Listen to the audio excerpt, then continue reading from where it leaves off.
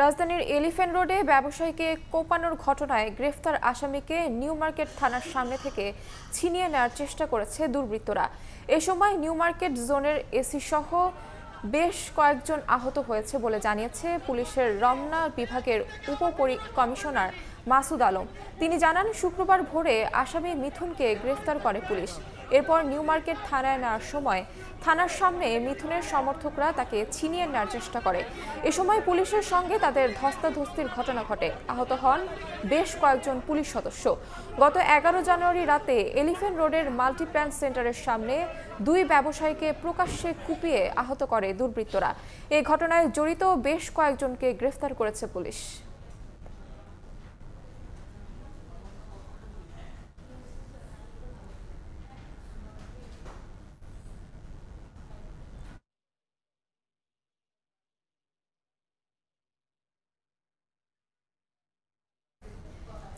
এই মুহূর্তে new market থানার সামনে আছেন রিপোর্টার আতাউর কাউসার। সরাসরি যাচ্ছি তার কাছে।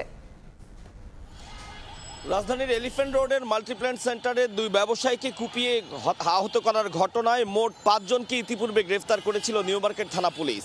গত রাতে ষষ্ঠ আসামিকে তারা গ্রেফতার করেন রাজধানীর 300 ফিট এলাকা থেকে, এবং তাকে গ্রেফতার করে যখন নিউ মার্কেট থানায় তারা নিয়ে আসেন, ভোর 4টার দিকে নিউ মার্কেট থানার সামনেই প্রায় 50-60 জন দুর্বৃত্ত সেই আসামিকে ছিনিয়ে নেওয়ার জন্য পুলিশের উপরে একটি নজিরবিহীন হামলা করে।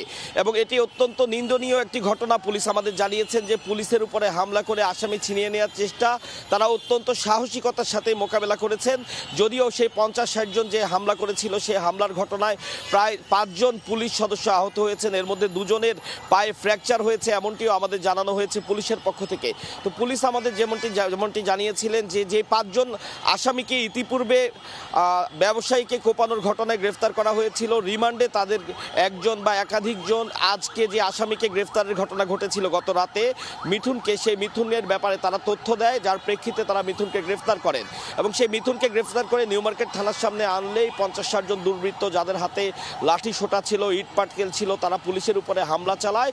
পুলিশ তাদেরকে বুঝিয়ে নিবৃত্ত করার চেষ্টা করছিল, কিন্তু কোনোভাবেই তারা নিবৃত্ত না হয়ে পুলিশের উপরে তারা মারাত্মক হামলা চালায়।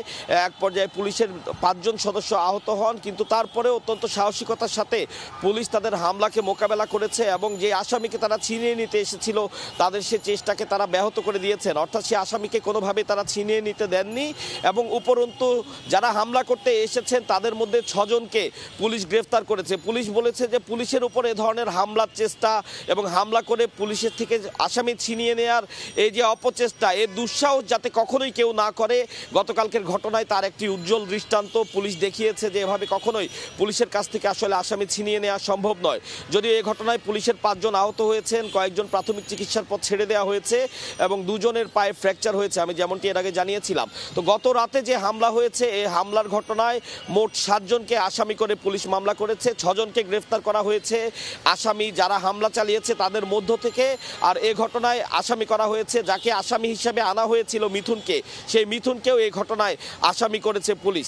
অর্থাৎ এই যে আসামি মিথুন, যার ব্যাপারে বিভিন্ন গণমাধ্যমেও প্রকাশিত হয়েছে এবং যেই ব্যবসায়ীদেরকে কোপানো হয়েছিল তারা কিন্তু মামলা করেছেন একজন শীর্ষ সন্ত্রাসীর নাম উল্লেখ করে।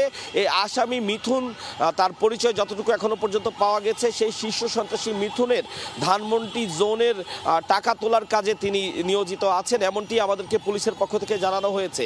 তো সব মিলিয়ে এমনটি জানানো হয়েছে এই আসামি মিথুনই আসলে কয়েকজনকে পাঠিয়েছিল সেই ব্যবসায়ীদের কুপিয়ে আহত করতে।